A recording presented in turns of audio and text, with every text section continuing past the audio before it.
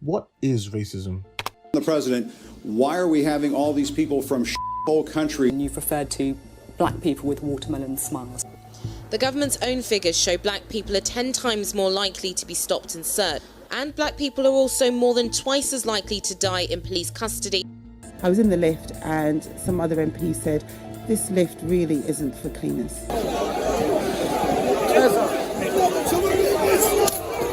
The incident with Raheem Sterling yesterday is very much on our mind. Still having a debate in 2018 about whether we're British.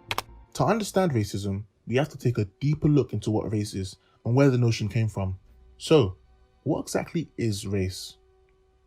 The term race first arrived in the late 16th century as a way to describe people with a common ancestry, namely those who speak the same language. For example, the Scots race, the Japanese race, and the Igbo race. The idea of race as we know it today, i.e. grouping together people based on phenotypes like hair, skin colour, and facial features, was birthed in the 17th century as an attempt to eliminate the obstacle of morality by branding black Africans as subhuman. Those who wanted to gain wealth through buying and selling slaves had to promote them as inferior to overcome public resistance to the idea. The slave trade brought about the need to categorize people, amalgamating different African ethnic groups to distinguish them from the European indentured servants. In the mid-1600s, indentured servants from Europe made up the dominant form of labour in the early colonies.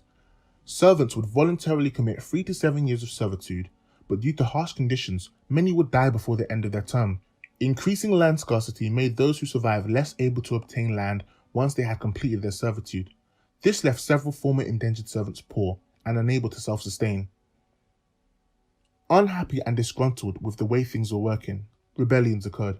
In 1676, Nathaniel Bacon organised his own militia in Virginia, consisting of white indentured servants and enslaved black people, who joined in exchange for freedom.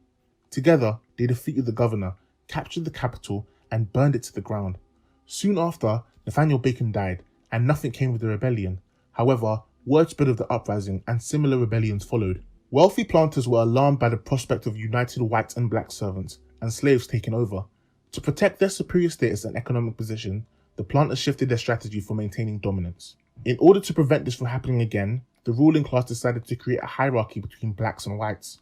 They abandoned their heavy reliance on European indentured servants in favour of black slaves. Sooner after, black African slaves had replaced indentured servants as the bulk of the labour force. After Bacon's rebellion, Virginia's lawmakers began to make legal distinctions between white and black inhabitants by permanently enslaving Virginians of African descent and giving poor white indentured servants and farmers new rights and status. The goal was to separate the two groups and make it less likely that they would unite again in rebellion. Following this, slave codes were introduced which prohibited slaves from being educated or using firearms. Slave patrols were also established which would create a common goal and common enemy for both poor and wealthy whites. This created opportunities for camaraderie and unity between the classes. Slavery, along with the lack of understanding of the new cultures they encountered and the need to assert European dominance over others, inspired the propagation of the racial hierarchy.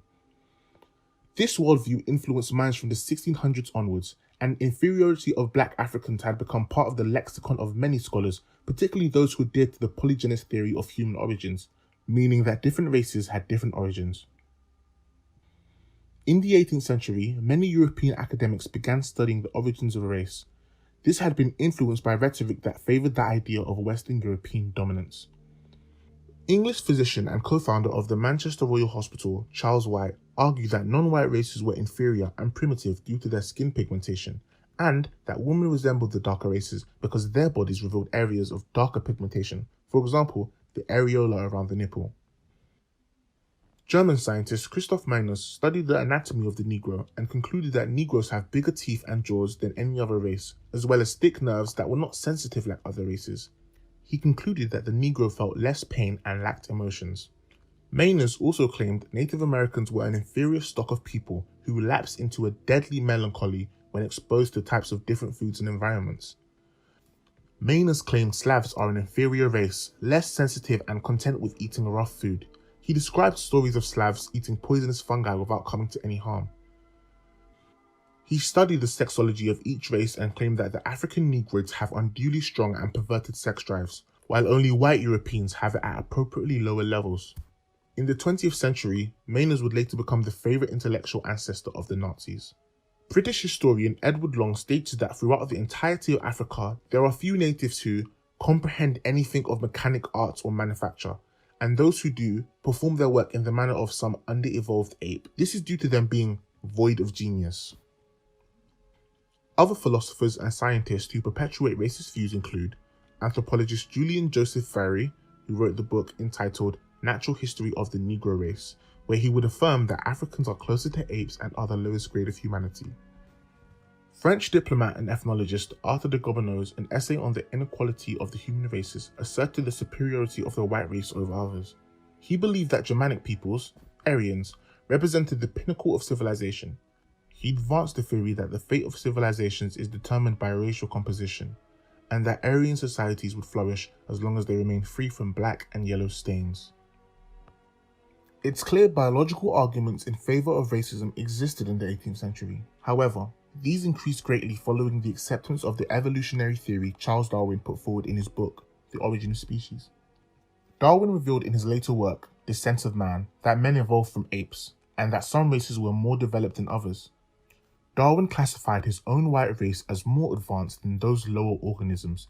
He describes Australians, Mongolians, Africans, Indians, South Americans, Polynesians, and even Eskimos as savages. Darwin's theory applied survival of the fittest to human races, suggesting that extermination of non-white races is a natural consequence of white Europeans being a superior and more successful race. Even now, the principles of Darwin are still revered within intellectual circles. These doctrines are entrenched with racial superiority and a deep misunderstanding of other human cultures. The theories mentioned continue to affect both academic and social thinking.